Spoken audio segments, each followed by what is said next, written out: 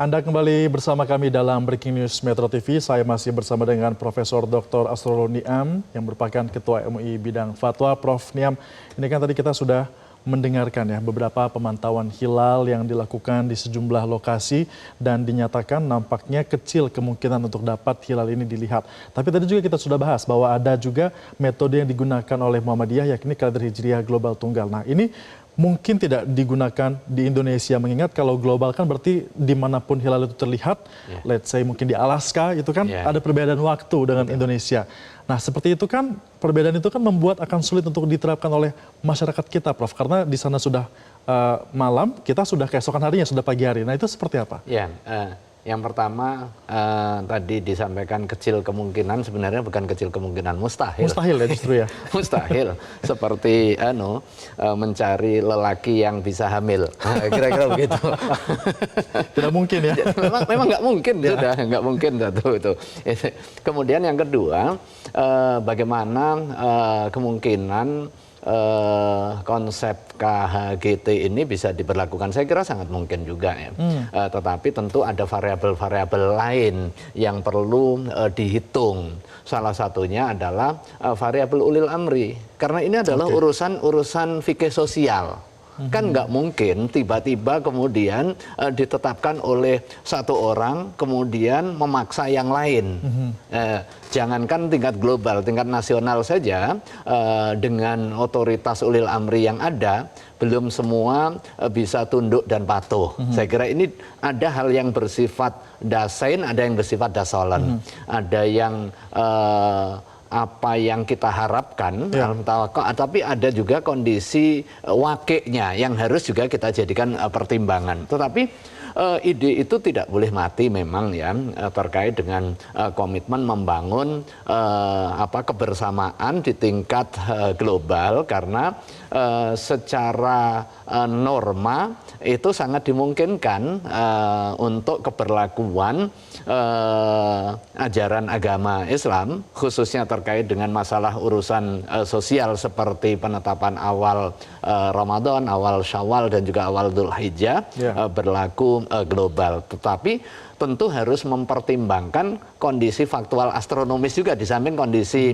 politik ya, kondisi otoritas di masing-masing negara ya. Itu yang pertama yang harus kita pertimbangkan. Tetapi bahwa ini adalah realitas, perbedaan adalah fakta, dan itu memiliki basis argumentasi keagamaan dan juga argumentasi sainsnya ya. Cuma lagi-lagi saya mengingatkan bahwa di dalam aspek hukum syar'i itu ada hukum fikih yang terkait dengan fardi, individu, ada yang berkaitan dengan ijtimai, urusan sosial. Kalau yang bersifat individu itu sesuai dengan keyakinan masing-masing yang bersifat otonom ya. Orang lain nggak boleh memaksakan kehendak dan juga keyakinan. Seperti apa? Seperti kita melakukan sholat pakai usoli apa enggak, kan negara nggak perlu ngatur gitu kan. Kemudian pakai kunut apa enggak, kemudian terawih 11 atau 23. Itu kan wilayah-wilayah yang memang bersifat mahdoh dan personal, individual. Tetapi ada ketentuan keagamaan yang bersifat publik. Contoh sederhana misalnya ketentuan fikih pidana Islam misalnya, fikih jinayah ya. Ayatnya jelas qot'i di dalam ayat Al-Qur'an, perintah untuk memberikan hukuman bagi pencuri. Itu kan secara eksplisit. Tetapi delegasi kewenangannya kepada siapa? Kepada ulil amri. Ulil amri dalam hal ini adalah pemerintah. Pemerintah tidak boleh individu-individu atau ormas misalnya membuat konsensus dengan anggotanya, nanti kalau kamu mencuri saya hukum. Nah, itu kan karena itu otoritasnya negara. Nah, maka demikian juga di dalam konteks ini peran dari ulil amri ini untuk dapat menentukan saya dan kira juga menyatukan. Dalam waktu ke depan ada komitmen membangun kesadaran bahwa ini adalah urusan publik. Ayo kita bareng-bareng setelah ada penguatan aspek sains dan juga penguatan aspek keagamaan, ayo setidaknya kalau toh belum ada konsensus, tetapi upaya at-taqrib, upaya mendekatkan. Upaya mendekatkan itu seperti apa? Ya ada kajian, kuat-kuatan dalil. Setelah itu kalau sudah pada tahap mentok, serahkan kepada ulil amri. Sekalipun nanti ulil amri mengambil satu pijakan yang menurut kita lemah, tetapi kalau ada pertimbangan kemaslahatan di situ, maka kita wajib tunduk sepanjang tidak menghalalkan yang haram atau mengharamkan yang halal. Gitu. Memang penting sekali ya peran dari pemerintah atau ulil amri ini. Nah, kita akan lihat juga pemirsa bagaimana salah satu titik pantauan hilal di Jawa Timur yang berlokasi di Twin Tower Unisa Surabaya. Kami bergabung dengan rekan kami, ada Belinda Firda yang berada di lokasi. Belinda, selamat sore. Pantauan hilal di Surabaya, tepatnya di tempat Anda melaporkan saat ini, seperti apa? Sudah ramai nampaknya masyarakat di sana. Selamat sore, Febri dan pemirsa. Benar sekali, sore hari ini berbagai persiapan ini dilakukan di Twin Tower Winsa Surabaya, di mana ini menjadi salah satu titik untuk pantauan hilal pada malam hari nanti. Dan memang sejumlah persiapan sudah dilakukan sejak siang tadi sekitar pukul 13 waktu Indonesia Barat, mulai dari proses kalibrasi, kemudian juga pemasangan alat. Dan ini karena menjadi satu wilayah di salah satu kampus yang ada di Surabaya, sehingga salah satu yang melakukan proses pemantauan hilal nanti malam adalah mahasiswa. Namun untuk lebih jelasnya, Febri dan juga pemirsa, saya akan mengajak Anda untuk bertanya kepada salah satu ahli falak di UINSA Surabaya, ada Bu Inung di sini. Ibu, seperti apa persiapannya? Apakah sudah siap untuk pantauan hilal nanti sore? Ya, insya Allah sudah siap. Ini kita hari ini persiapan ru'yah kita mulai dengan kegiatan seminar dengan bagaimana penentuan awal bulan nanti sore ya. Pesertanya mulai dari ada masyarakat, ada dosen, ada tendik, dan juga ada mahasiswa.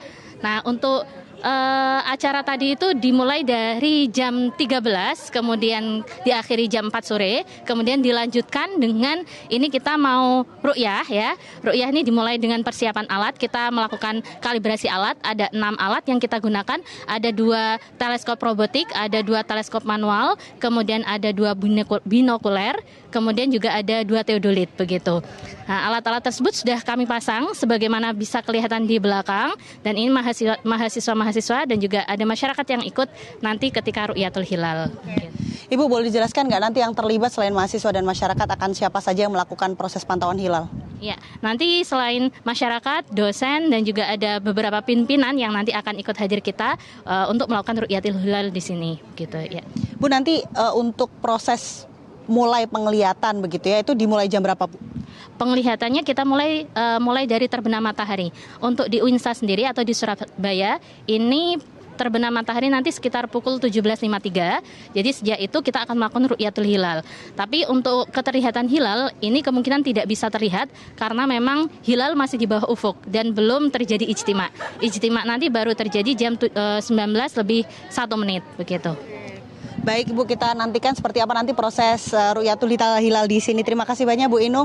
Nah, pemirsa, kita sudah mendengarkan penjelasan bahwa di UINSA Surabaya tampaknya mahasiswa masyarakat ini sudah siap untuk nanti melakukan ru'yatul hilal atau pantauan hilal sekitar pukul 17 waktu Indonesia Barat. Jadi nanti dimulai terlebih dahulu dengan persiapan finalisasi, termasuk juga bagaimana kesiapan alat.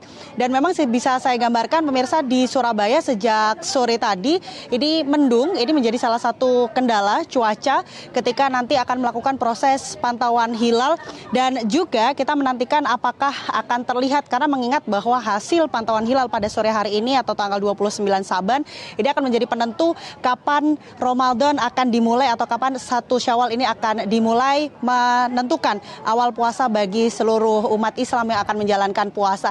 Kita akan menantikan semoga nanti semakin sore cuaca cerah sehingga pantauan hilal pada sore hari ini bisa berjalan dengan lancar di Surabaya, Jawa Timur. Sementara demikian, kembali ke studio, Febri. Baik, terima kasih Belinda Firda melaporkan langsung dari UINSA Surabaya, Jawa Timur. Selamat kembali bertugas. Jelajahi cara baru mendapatkan informasi. Download Metro TV Extend sekarang.